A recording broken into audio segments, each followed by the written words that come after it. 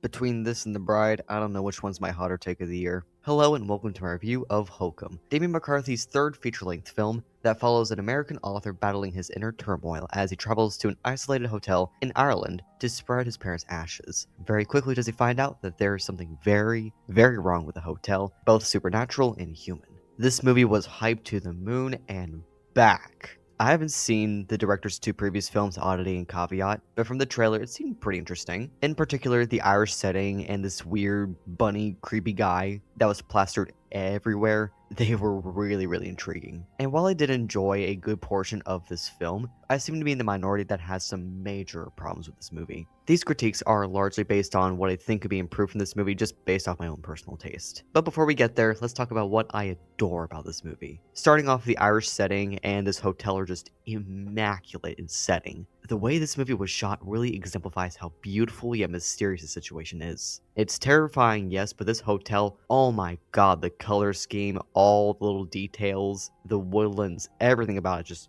oh, so beautiful. When it comes to folk horror, you must really embrace the setting you're in, and Hokum does a spectacular job at that. I'm not the most knowledgeable on Irish folklore, so I really have no clue what the entities or the stories told here are, but regardless, they're really interesting and are followed up with great imagery. Now, this isn't just a folk horror, but it's also a mystery. There's of course the witch aspect, but there's also the secondary mystery intertwined with the hotel and its staff. The mystery, which I can't spoil because this movie just came out, is very grim. And while it shows its hand really early on, in fact, it shows a lot of things early on, this is a movie that really wears its heart on its sleeve. It's the what if and how are we going to do this that makes my skin crawl. I've said it time and time again, so many times, and I'll say it till the day I die. You can have a predictable element, you can show your hand, as long as the follow through is well done. That's why I fucking love the Knives Out movies. Though Glass Onion was kind of not the best. But anyway, I digress. This is the part of the film that I think I loved the most. The acting here, for the most part, is fan-fucking-tastic. Every little aspect comes together to create a unique experience. This movie is pretty similar to The Shining in essence, but it does so much to create its own vibe.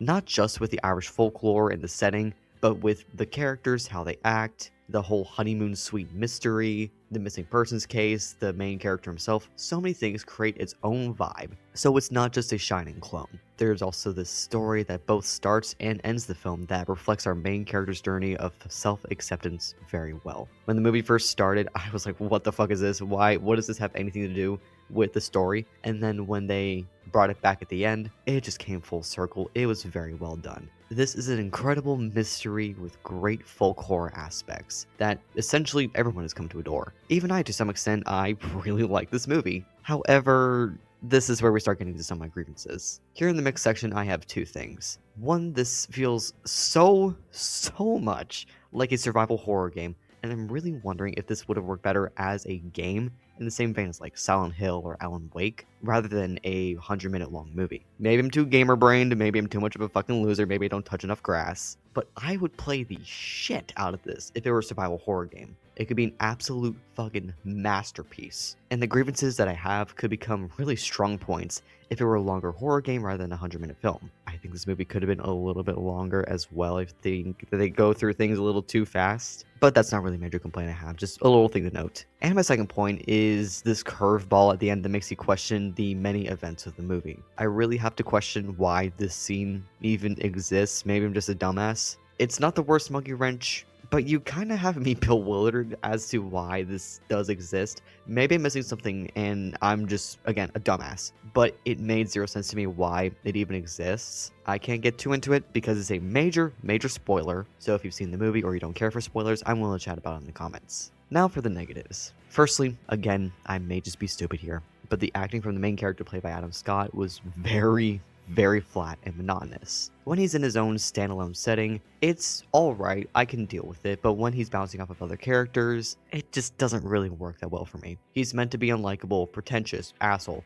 all that, and he's also an American in Ireland. He does have his own deep inner demons that he's trying to beat, and there is a scene in the film where he does kind of succumb to that. I love that. I think all of that is fantastic. I think the way that he is written is incredible, but I really, really don't like this performance. It feels so out of place in this movie, and I'm stupid, but I'm not really seeing a lot of emotion past this one scene at the end of the movie. There are scenes where he does put on a pretty good performance, but all around, all encompassing, nah, I just wasn't really convinced. But the issue that I have that really makes this pale in comparison is there are way too many string cacophony jump scares. If you don't know what I'm referring to, Insidious, The Conjuring, any James Wan movie that does the, oh, there's a spooky demon or ghost or whatever, and then we have like 17 string instruments go wada wada wada wada.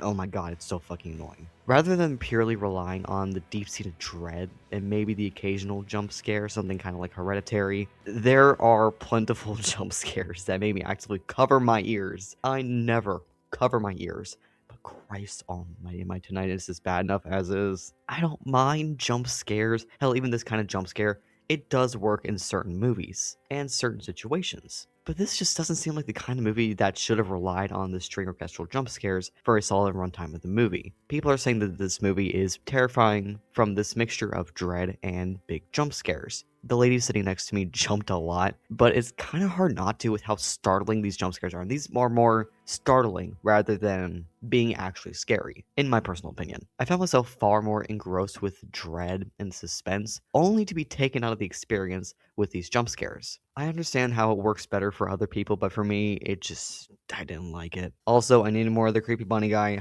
I'm a lot less harsh on this, but where is the bunny guy? He's there for 2.5 scenes, and when he was there, he was creepy as hell. He's not the main witch, the main bad entity. I understand that, but a little more of him would have been really nice. There's a scene where he's on TV speaking directly to Adam Scott in a sort of Mr. Crockett way. Terrifying. Great. Spooky as hell. And that scene where you see it in the trailer where he's peering through the bed veil. Oh, fuck that. Creepy. I just wish he was in the film a little more than those 2.5 scenes. He's also on a TV in this little flashback. That flashback thing, spectacular, amazing. I love that. And that scene where he's on the TV, amazing. Every single scene he's in is great. I just needed more of him. But all in all, I did enjoy a very good portion of this movie, but several aspects did make it kind of hard for me to truly love it. It became frustrating at some point for me, honestly. I think I need to rewatch this film later on in the year in order to fully appreciate it. This seems like the kind of movie that needs multiple watches in order to truly appreciate every little aspect of it. And I like those kinds of movies. I'm looking forward to the folklore breakdowns and the psychological analyses regarding this movie. I'm glad this movie seems to be succeeding and with high audience reception.